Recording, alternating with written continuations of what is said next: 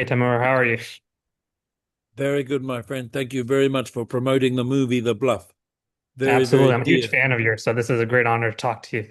No So problem, my friend. I wanted to first ask you, Lee's the quartermaster for the crew. So since he's sort of the voice of the crew, what was kind of like how you would say your character had to balance his loyalty to Connor while also like looking out for the crew and their mission? Yes, well, that's correct. I really took that on board. Seriously, that I'm the disciplinary man. I actually had an uncle that worked on the ships, like on the modern day fishing ships. So apparently he had a hard reputation. He was just a hard man. If you weren't opening the oysters fast enough, he'd grab you and throw you off the ship. So he was just a hard taskmaster. So I knew discipline was the main thing on my ship. So I just wanted to run a tight ship, and that's how it works. And when we go into battle or attacking some island, that's what it comes down to: discipline. Everyone's trained well, so I wanted to bring that right across.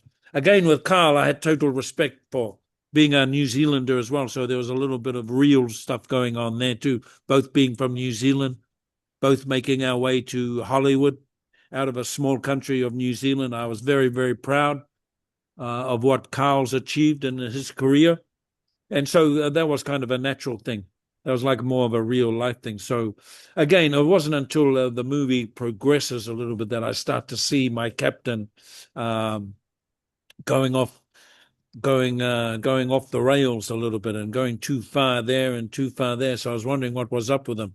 And again, I think at the end of the day, he was going to go a bit too far, and it came down to um, it comes down to some moments in the film where, at the beginning, I wanted to really try and work on those connections where we are a tight. Anything my captain says, I'm right there for him. Any order he gives, I'm right there delivering it to the men. So by the end of the journey, there's a little bit of a letdown. There's a little bit of a brotherly love that's been broken, and someone I've given my life to is starting to disappoint me now. And so I actually come to a point where I have to make a decision. And so, but without setting that stuff earlier, without setting it up earlier, there's nowhere to go. So I'm glad you picked up on those little nuances there. Again, I drew a lot on just our real life being Kiwis, both leaving New Zealand. Mhm. So here we are on a ship, but it was just in another time, in the 18th century. Yeah, no, you guys are so But he's a fantastic lovely actor together. too. He's quite Yeah, a yeah, subtle actor absolutely. too, Karl. Very, very, very low key, very subtle, and yet Mm. within that subtle presence he has, there's a lot of power as well. So I wanted to have a lot of energy. I wanted to be the guy who does all the yelling, does all gives all the commands. He loved the sound of my Maori language too. So when I'm saying hoist the sail, Mm. hootia, hootia, and my own language gives it I don't know, that just my own Maori language has such a authority within the tonal qualities of the language. So I think Frank enjoyed that too. And again, I enjoy that, especially for my own people back in New Zealand. Uh, one day, my family and the Maori and the New Zealanders will watch this film, and they'll go, "Oh, he's talking in Maori," and my Maori people get a bit of a buzz when they hear words and different things like that. So yeah, it's kind of funny. It's kind of great Yeah, though no. to put it on the international stage and people go, "Oh, was he talking Maori or was he?"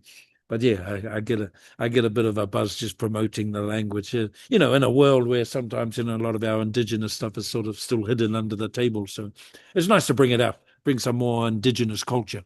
And then I think that at that time I also drew on the fact that a lot of our ancestors from New Zealand would jump on a ship and sail all the way back to London and try and get to meet the king.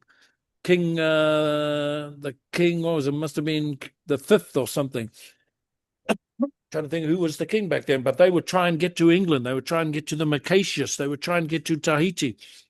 And whaling and trading was going on in New Zealand in that same period of time. And so actually New Zealand was known as the hellhole of the world back then in the early days of trading, because there wasn't any Mm. law down there.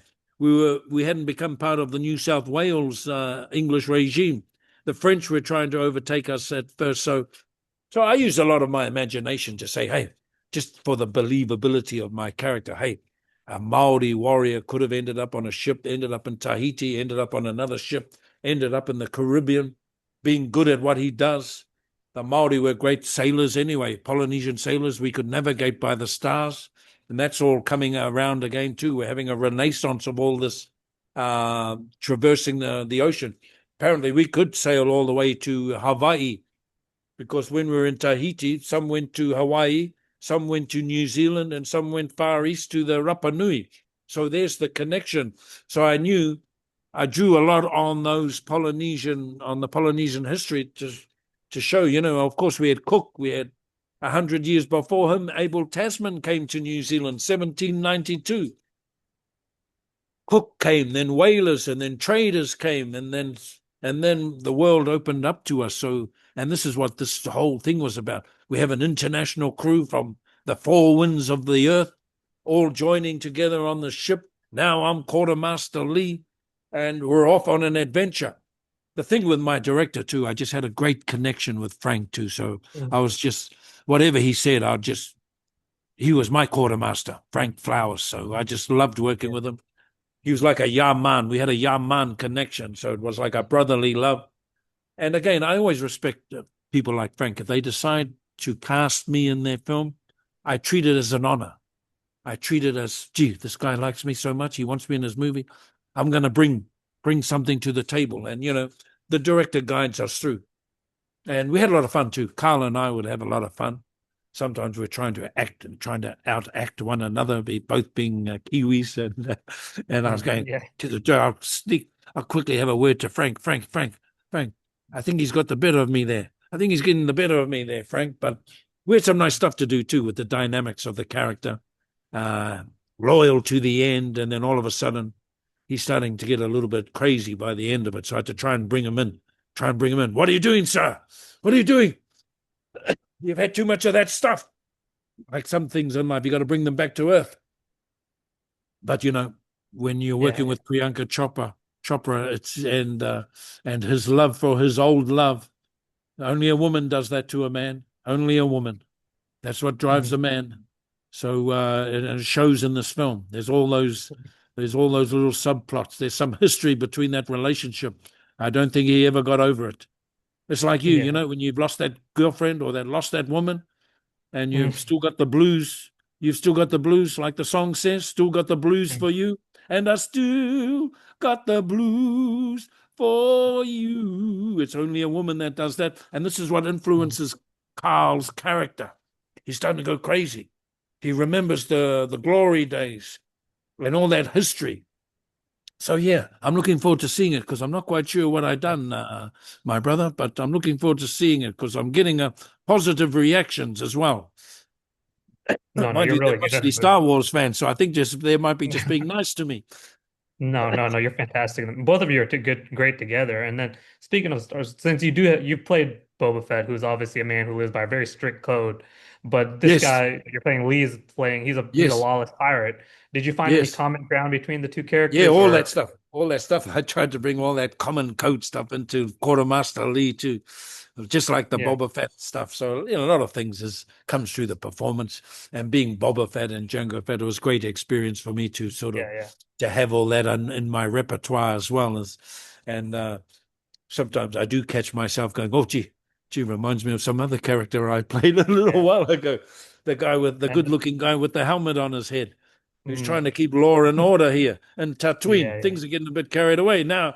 Now I'm the Godfather. I'm running the whole of the deserts of Tatooine, and I just wanted to go out and destroy people. I think that's where we got a little crazy, mate. I think I became yeah, more of a diplomat instead of a badass bounty hunter. So in this movie, The Bluff, I just went right back to being a badass sailor, a badass buccaneer, like we should have kept Boba. Anyway, they turned Boba yeah, Fett into a diplomat, but I'm not the writer sometimes.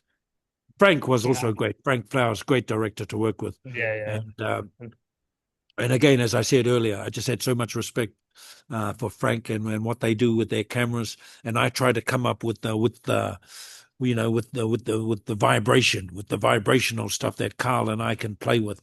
Again, I had a great time working. I wanted some more scenes with Priyanka, but they weren't in the script, so I just had to make do with what I had.